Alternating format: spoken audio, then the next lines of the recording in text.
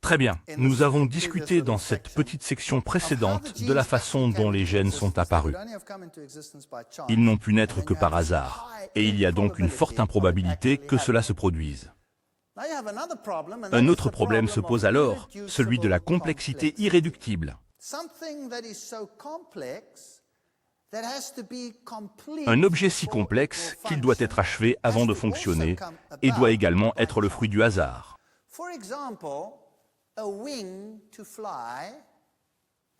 Par exemple, pour qu'une aile puisse voler et qu'une plume tienne l'oiseau en l'air, il faut qu'elle existe et qu'elle fonctionne réellement comme une plume avant de pouvoir être testée pour savoir si elle fonctionnera ou non. N'est-ce pas exact? D'où viennent donc ces structures? Ce sont des questions qui causent vraiment des maux de tête au darwinisme, comme vous pouvez le voir ici.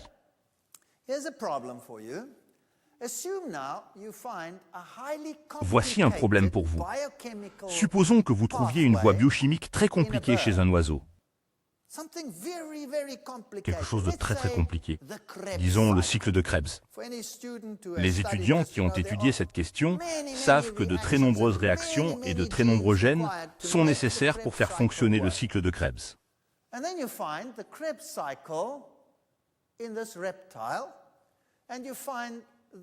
Et puis vous trouvez le cycle de Krebs dans ce reptile, dans cet insecte, dans ce crabe, dans ce ver, dans cet échinoderme et dans ces éponges.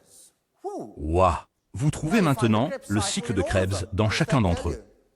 Qu'est-ce que cela vous apprend?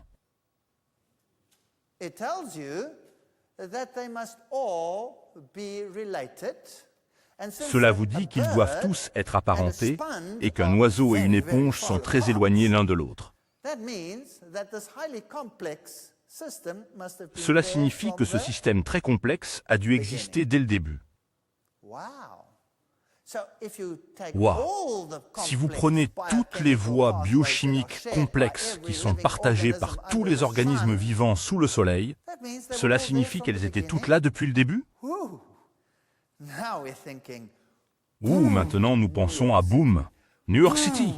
Boom, New York City. Avec tous les ascenseurs qui fonctionnent, les portes qui se verrouillent, les sirènes qui retentissent, etc. Tout est le fruit du hasard. Il faut vraiment avoir beaucoup de foi pour cela. Jetons un coup d'œil à la sélection. La sélection élimine les phénotypes déviants et normalise la population s'il s'agit d'une sélection stabilisatrice. Examinons la justice, une forme de sélection. Que fait-elle? Elle élimine les phénotypes déviants. D'accord, nous avons deux avions. L'un vole bien, l'autre pas. Je vais en choisir un et mettre l'autre au rebut. C'est ce que vous faites. C'est la sélection. Transposons cela à la biologie.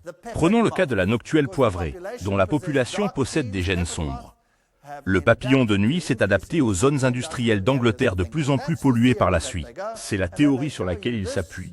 Et il vous montre ensuite ce modèle où vous avez un papillon clair sur un fond clair et un papillon foncé sur un fond clair, ou vice-versa. Un papillon noir sur un fond noir et un papillon blanc sur un fond noir. Et ils disent que cela a changé à cause du costume. En fait, c'est un mensonge. Ce n'est pas du tout ce qui s'est passé. Ils ont collé ces images sur des fonds sombres et clairs. Ce n'est pas ce qui s'est réellement passé. Ils ont simplement supposé que cela pouvait se produire. D'accord, mais suivons leur théorie. C'est une belle théorie. Disons que la zone est généralement noire. Quel papillon de nuit aurait le plus de chances de survivre? Évidemment, le blanc. Non, le noir. Pourquoi? Bien sûr, les oiseaux ne peuvent pas le voir. Alors l'oiseau vient et mange le blanc. Qu'arrive-t-il finalement au blanc? Il disparaît. Comment appelle-t-on cela en science? L'extinction. La sélection naturelle élimine les génotypes qui ne peuvent pas survivre dans ces conditions. Très bien. Faisons un peu de mathématiques. Vous avez commencé avec combien de papillons de nuit? 2. La sélection naturelle en a éliminé 1. Combien en reste-t-il? 1. D'accord. La sélection naturelle a-t-elle fait plus ou moins? Moins, c'est exact. La sélection naturelle en a pris 2, en a éliminé 1, et il vous en reste 1. Ma question est la suivante.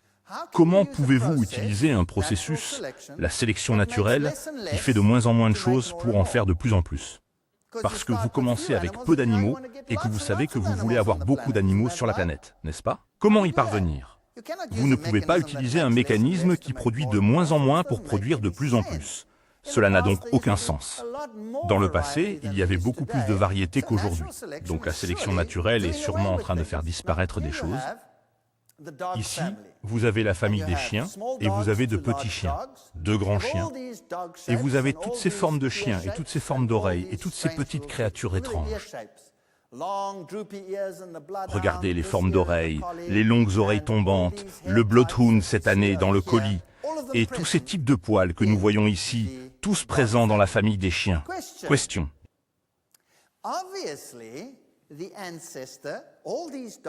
Il est évident que l'ancêtre, tous ces chiens ayant été élevés à partir du loup, devaient avoir des gènes pour toutes ces apparences, n'est-ce pas? Il devait y en avoir. Question. D'où viennent les gènes? 2 possibilités. Le hasard ou la conception de toute cette variété. Elle n'est pas le fruit de la sélection naturelle.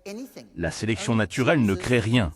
Elle ne fait que choisir entre des choses qui existent déjà. Ainsi, dans le passé, on disait que chacun de ces escargots était une espèce différente.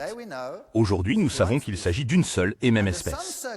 Dans certaines circonstances, certains ensembles de gènes sont activés dans d'autres circonstances. D'autres ensembles de gènes sont activés. Il s'agit en fait d'un seul ensemble. Certains papillons, par exemple, ont des apparences différentes selon les saisons. Et certaines de ces créatures, comme ce pigeon, doivent contenir tous les gènes de ce qui a été sélectionné chez le pigeon sauvage. Cela signifie que les grands pigeons, les petits pigeons, les pigeons noirs, les pigeons blancs, les pigeons amusants, toutes sortes de pigeons bizarres ont été sélectionnés à partir du type sauvage. D'où viennent tous ces gènes?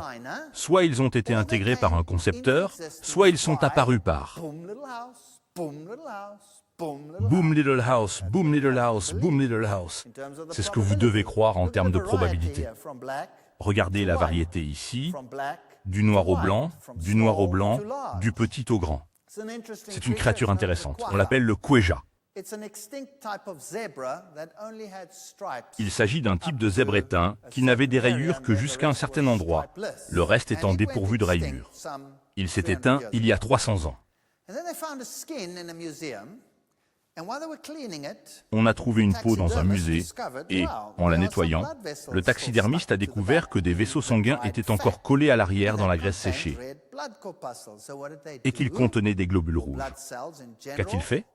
Il a envoyé les cellules sanguines pour analyse ADN. Et lorsque les tests sont revenus, ils ont été surpris car l'ADN était identique à celui du zèbre simple qui vit aujourd'hui. Waouh!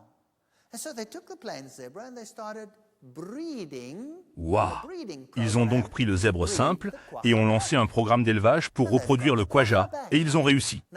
S'agit-il d'une évolution ou simplement d'une variété dans le patrimoine génétique? Qu'en pensez-vous? De quoi s'agit-il? C'était juste une variété dans le pool génétique. Ici, vous avez 2 coccinelles, la typique avec le rouge et le noir, et cette coccinelle noire.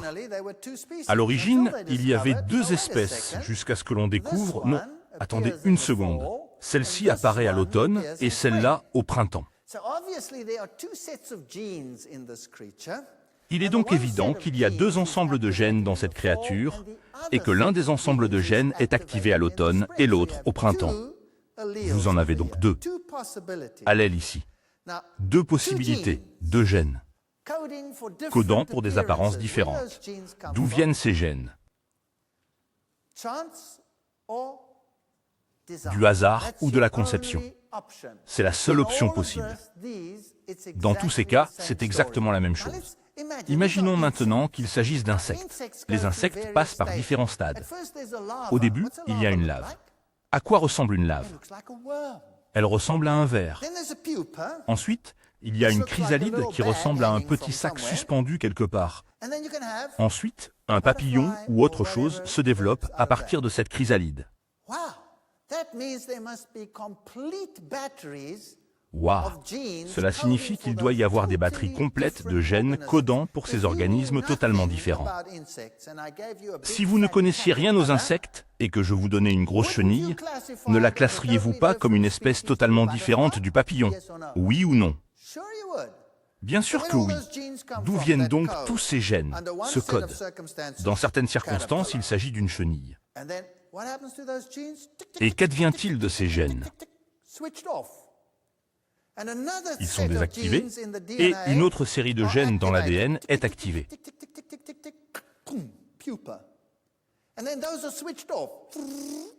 Pupa, puis ils sont désactivés et une autre série est activée. Et vous obtenez un papillon. 3 ensembles complets de gènes dans cet organisme. Chaque gène doit être le fruit du hasard ou de la conception, car la sélection naturelle n'opère pas à ce niveau. Waouh, c'est ahurissant. Donc si vous voulez avoir une souris que vous ne pouvez pas voir sur le fond, comme les Californica de Perro Canada, sur un fond blanc, sur un fond noir, 2 séries de gènes. À chaque fois, petite maison de Boom.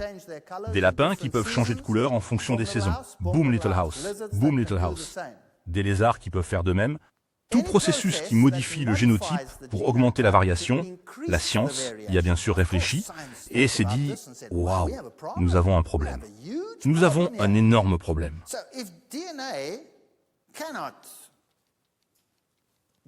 Si l'ADN ne peut être contrôlé par la sélection naturelle, tout se produit par hasard.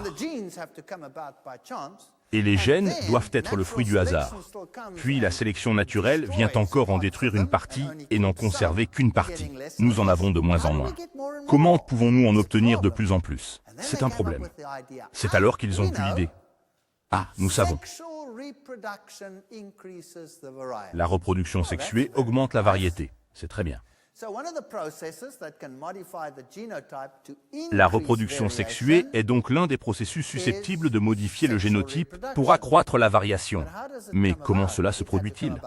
Il a fallu que le hasard soit au rendez-vous. Parce que si les bébés ne sont pas le résultat de l'union, il n'y aura pas plus de variété.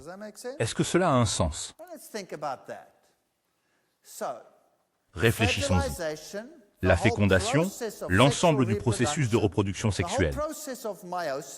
L'ensemble du processus de méiose, l'un des processus structurels les plus complexes, l'assortiment indépendant, le croisement. Toutes ces choses sont le fruit du hasard, le mâle et la femelle sont le fruit du hasard. Waouh! Parce que, à moins d'avoir un mâle et une femelle, et à moins que ce mâle et cette femelle s'accouplent, et à moins que cette progéniture ne naisse, nous n'aurons pas de variété accrue. Alors, comment tout est-il apparu jusqu'à ce moment-là? 2 possibilités s'offrent à vous. Le hasard ou la conception? Que dit la Bible? La Bible dit que Dieu a créé l'homme et la femme. Est-ce exact? Et tout le monde sait que tout vient des femmes, n'est-ce pas? C'est vrai. Y a-t-il quelqu'un ici qui est né d'un homme? Bonjour. Il y a quelqu'un ici? Non. La Bible dit qu'Ève vient de qui? D'Adam. Est-ce scientifiquement logique? Adam n'aurait-il pas dû être issu d'Ève? Oui ou non? Oui, bien sûr, c'est la seule façon logique de penser. Mais laissez-moi vous dire quelque chose. Ève ne peut venir que d'Adam. Pourquoi? Permettez-moi de vous le dire ainsi. Je me tiens devant vous, mesdames, que cela vous plaise ou non. J'ai en moi tous les gènes nécessaires pour faire une femme. Mais avez-vous tous les gènes nécessaires pour faire un homme? Non. Qu'est-ce que vous n'avez pas? Vous n'avez pas de chromosome Y? J'ai un chromosome X, mais vous n'avez pas de chromosome Y. Vous n'avez donc pas tous les gènes nécessaires pour faire un homme. C'est ce que je dis toujours à ma femme et je lui demande de ne pas l'oublier. Elle se fâche beaucoup contre moi. Ève ne peut donc venir que d'Adam. La Bible a raison sur ce point. Mais la reproduction sexuée et tous les processus qui y sont liés ont dû être le fruit du hasard. Voici ce qui se passe. Voici un chromosome, supposons qu'il vienne de papa, et un autre, identique, qui vient de maman et qui contient des gènes similaires. Il provient de la mère et contient des gènes similaires, avec des allèles différents. Il peut donc y avoir de la variété. Nous avons donc 23 paires de chromosomes, dont la moitié provient de notre mère et l'autre moitié de notre père. Au cours de la méiose, ils s'alignent comme suit. Tout ce processus qui leur permet de faire cela, c'est comme si je réarrangeais les lettres d'un livre. Il ne crée pas d'avion. Tant que l'avion n'est pas créé, je ne sais pas ce qui se passe. Je ne fais que mélanger des lettres. Cela ne veut rien dire. Oui, en termes de sélection naturelle. Ils se rassemblent, se divisent au cours d'un processus complexe, puis font quelque chose d'extraordinaire. Ils échangent des informations génétiques. Waouh!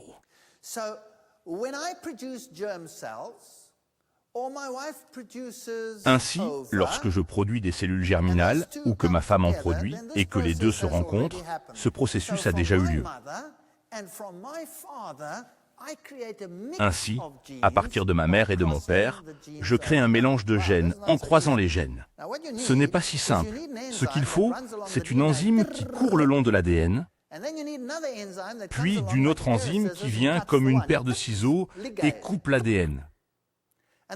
Et ensuite, vous avez besoin d'une autre enzyme qui les colle ensemble. Entre-temps, vous avez déroulé la structure, ce qui a créé un nœud. Vous avez donc besoin d'enzymes qui réduisent le stress et le libèrent. C'est une magnifique configuration, puis vous les reliez ensemble pour qu'ils soient exactement au bon endroit. Et si vous coupez un nucléotide de trop, et il y en a des millions, et que cette réaction se produit partout dans la cellule, un seul nucléotide de trop, et le gène suivant se lie, au lieu d'être un être humain, vous devenez un chou. Aucune erreur n'est permise. Waouh! Et puis vous ressemblez à ça et tout cela doit être démêlé. Et pour que cela se produise, il faut des rebondissements et des recombinaisons.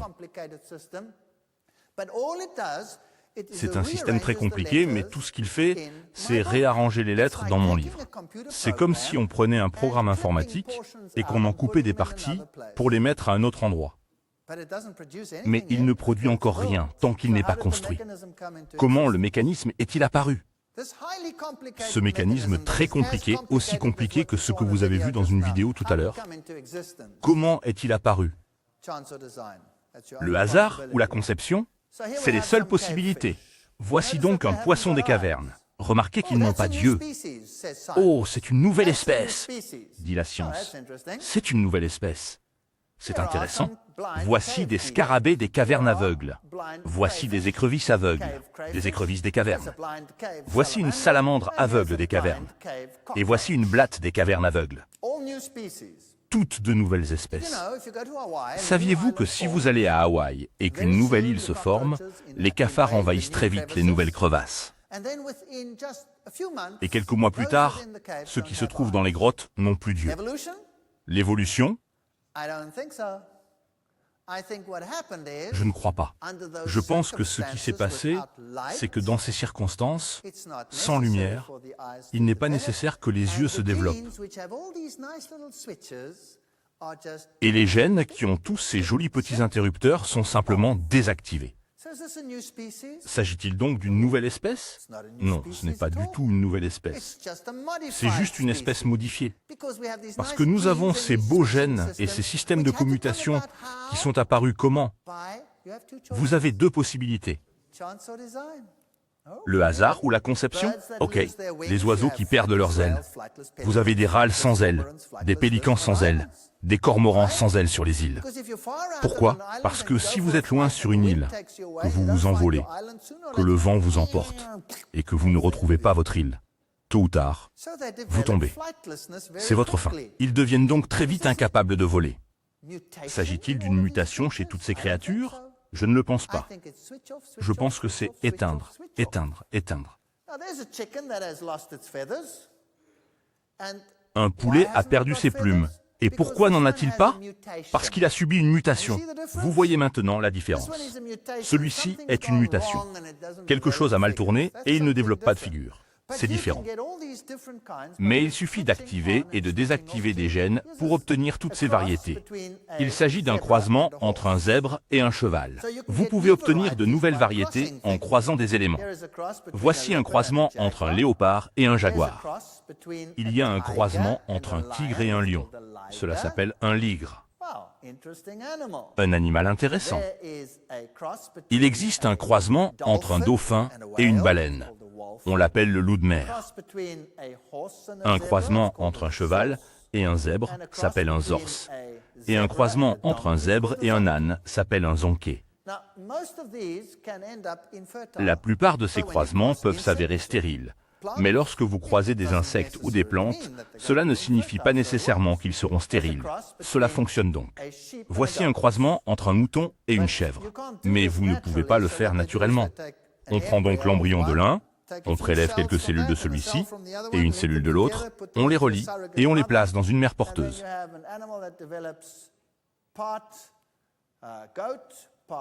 Vous obtenez alors un animal qui se développe en partie chèvre, en partie mouton, en partie chèvre, en partie mouton, et ainsi de suite. Cet animal est une catastrophe totale. Ainsi, tous ces gènes de commutation et toutes ces choses dont vous avez besoin pour créer toutes ces variétés ne peuvent exister que par hasard ou par dessein. Nous pouvons faire quelque chose d'autre. Si vous avez un chromosome et que vous prenez un autre chromosome et que vous le reliez à celui-ci, vous pouvez obtenir un long chromosome. C'est ce que nous appelons une fusion en tandem. Voici un animal qui présente une telle fusion. Il s'agit de l'élan, la plus grande antilope du monde. Remarquez qu'il a des rayures sur le côté et qu'il a une corne en forme de tourbillon. Vous avez remarqué la plus grande antilope du monde? En voici une avec une fusion similaire. Elle a des rayures sur le côté, c'est le koudou, et sa corne est torsadée. En voici un autre avec une corne similaire. C'est la femelle du koudou. Il y a le petit koudou, qui est une variété plus petite, même rayure. Le mâle a également des cornes.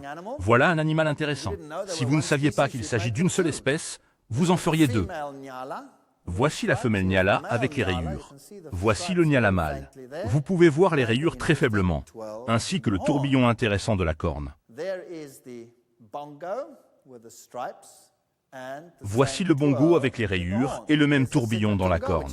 Il y a le Sitatunga, une très petite antilope, avec ses rayures et sa corne. Ils ont tous cette fusion. Ma question est la suivante.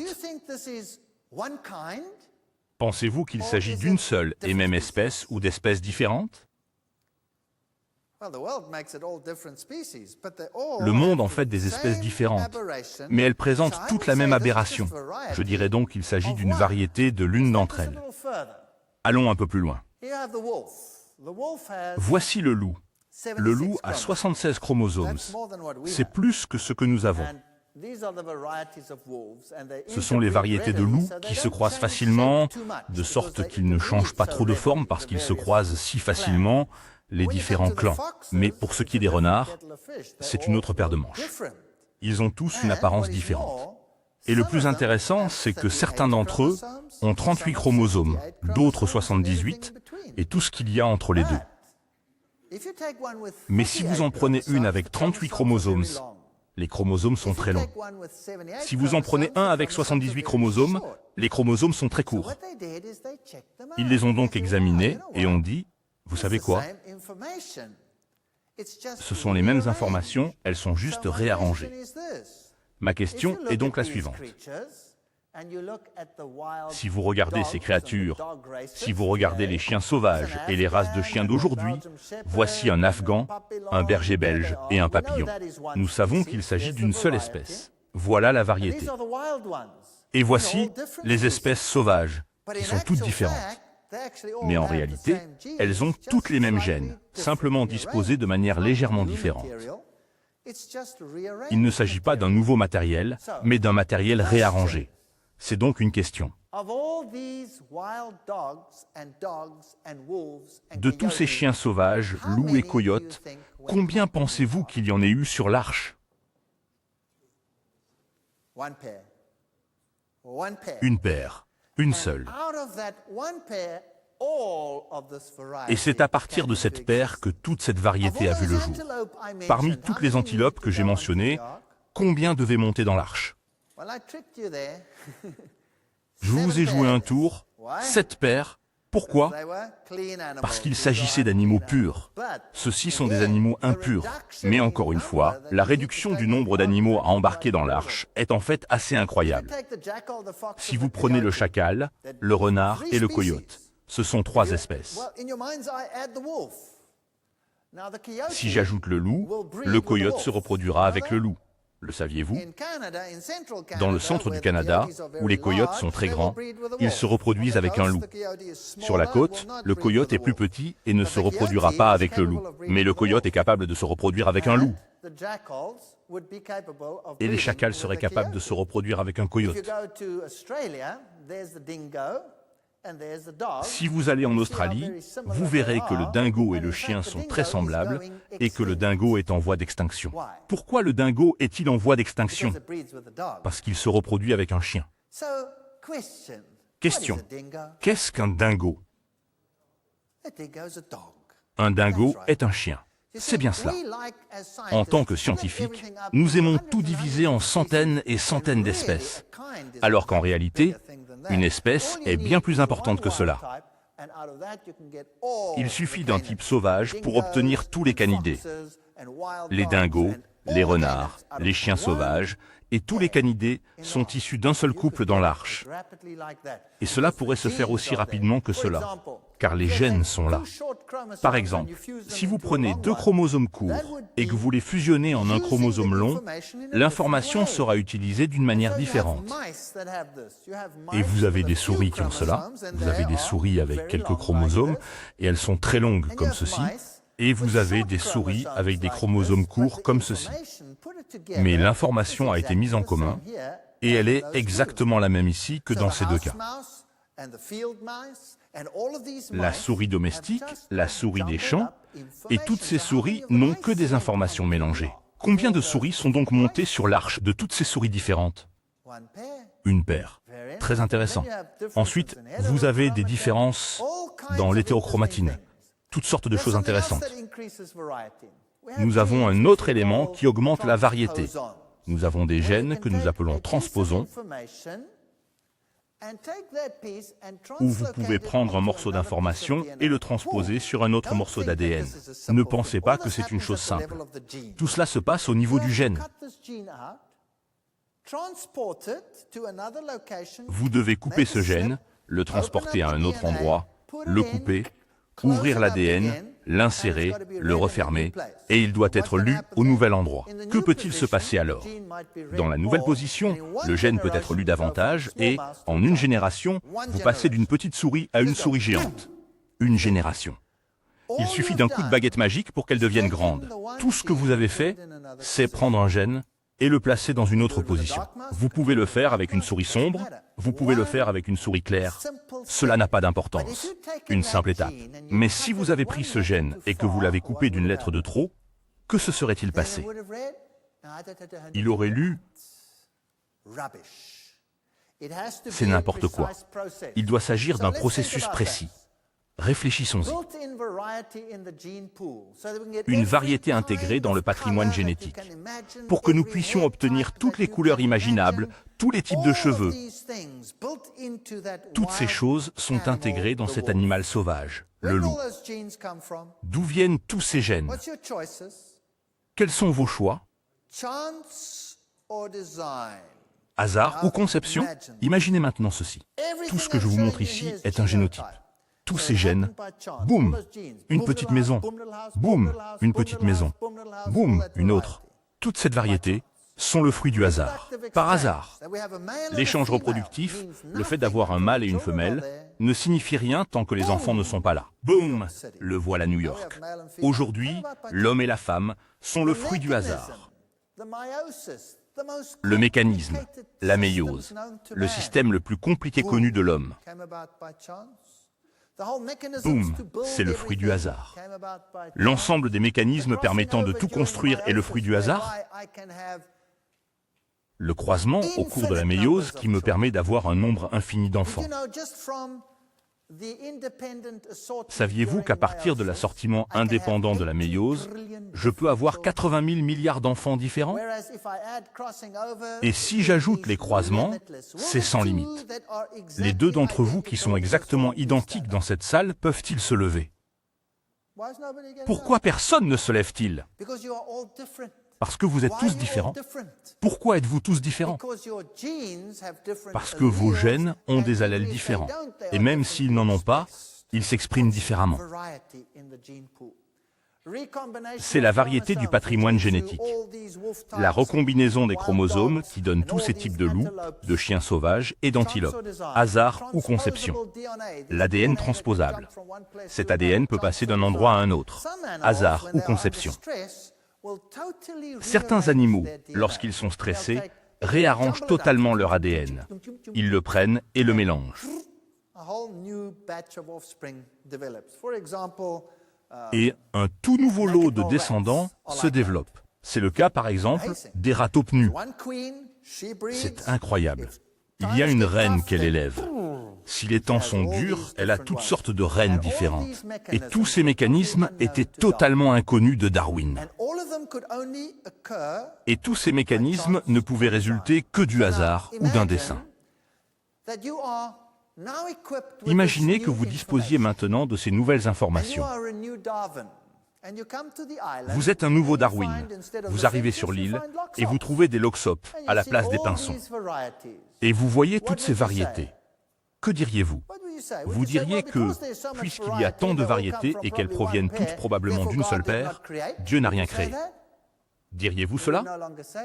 Vous ne diriez plus cela. Vous diriez « Waouh, quelle variété intégrée dans le pool génétique !» Ne diriez-vous pas cela? Absolument. La variété a donc dû être intégrée. Passons maintenant à la race humaine. Il y a toutes les races différentes, et vous pouvez observer les différentes caractéristiques. Les hommes, bien sûr, sont beaucoup plus beaux que les femmes. Comme d'habitude, vous pouvez le constater. Et les différents groupes. Nous nous en tiendrons aux enfants, car nous éviterons ainsi toute controverse. Et vous avez des différences de caractéristiques très intéressantes. Celui-ci est blanc. En fait, il n'est pas blanc, il est juste clair. Et celui-ci est foncé. Et celui-là, la structure de l'œil est légèrement différente. Ici aussi, chez ce garçon philippin. La structure des yeux est légèrement différente. Toutes ces races différentes, d'où viennent-elles? Quelle est la différence entre elles? L'une est-elle supérieure à l'autre, comme les gens l'imaginent?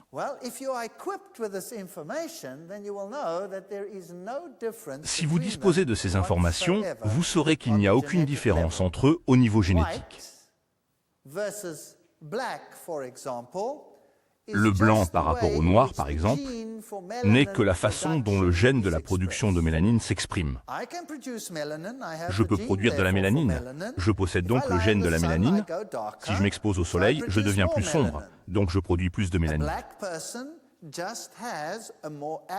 Une personne noire a une expression plus active du même gène que moi. Il n'y a donc pas de différence génétique, mais le mécanisme de contrôle est activé différemment. C'est tout. Qu'en est-il de la différence de forme des yeux entre les sociétés orientales et occidentales? C'est simplement la façon dont la graisse est déposée dans les paupières qui est différente. Il s'agit d'un processus purement biochimique, activé par les mêmes gènes que les nôtres. Car j'ai aussi de la graisse dans les paupières. Y a-t-il donc une différence? Non, l'expression est différente. La couleur des yeux, comment est-elle déterminée? Par différentes batteries d'allèles. J'ai donc une dominante brune et une récessive bleue. Si par exemple, deux parents ont des yeux bleus brillants et que le bleu est récessif, leurs enfants auront des yeux de quelle couleur? Bleues. Si l'un des parents a les yeux bruns et l'autre les yeux bleus, quelle sera la couleur des yeux? Cela peut être n'importe laquelle. Si le parent aux yeux bruns n'a que le gène dominant, les enfants auront les yeux bruns. S'il possède le gène récessif et l'autre gène, il peut s'agir de n'importe laquelle d'entre elles. C'est pourquoi j'explique toujours cela à mes élèves. Si vos deux parents ont les yeux bruns, ou si l'un d'entre eux a les yeux bruns, et que vos frères et sœurs ont toutes sortes d'yeux, c'est très bien. Si vos deux parents ont les yeux bleus et que vos frères ont les yeux bruns, le père était probablement le facteur.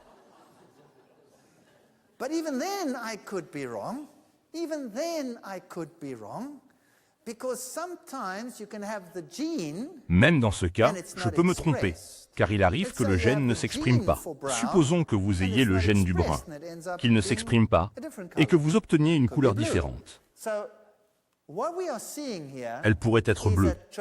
Ce que nous voyons ici, c'est une énorme capacité de variété.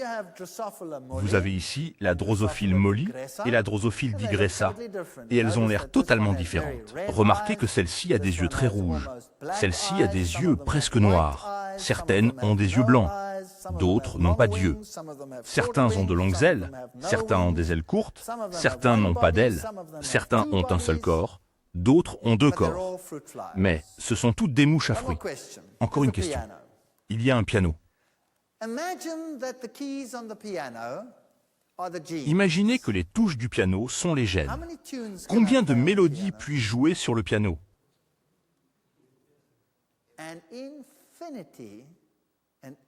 Une infinité, un nombre énorme, une infinité de mélodies. Est-ce exact? Oui.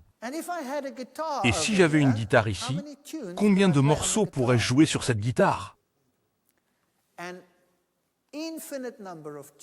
Un nombre infini d'airs. Je pourrais ainsi passer en revue tous les instruments de musique. Mais combien de chansons à la guitare pourrais-je jouer au piano?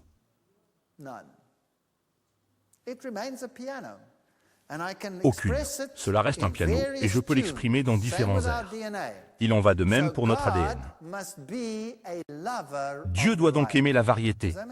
Est-ce que cela a un sens? Et tous les systèmes génétiques et toutes les variétés que nous voyons doivent être l'expression de cet amour de la variété. C'est votre seul choix, à moins que vous ne vouliez croire que toutes ces structures, avec toute leur complexité, dont nous avons parlé ce soir, sont le fruit du hasard. Je pense qu'il vous faut plus de foi qu'autre chose pour croire cela. Aucune personne saine d'esprit ne dirait que le hasard est à l'origine d'une montre. Et les processus que nous avons observés dans les cellules et qui ont dû se produire par hasard sont des millions et des millions de fois plus complexes que tout ce que l'homme a jamais conçu, y compris tout ce qu'il a fallu pour voyager dans l'espace. Rien n'est comparable à la complexité de ce qui se passe dans une cellule, et c'est le fruit du hasard? Quant à moi et à mon foyer, je préfère croire en un concepteur. Mais le choix vous appartient. Vous pouvez, si vous le souhaitez, croire au boom. Petite maison, je vous remercie.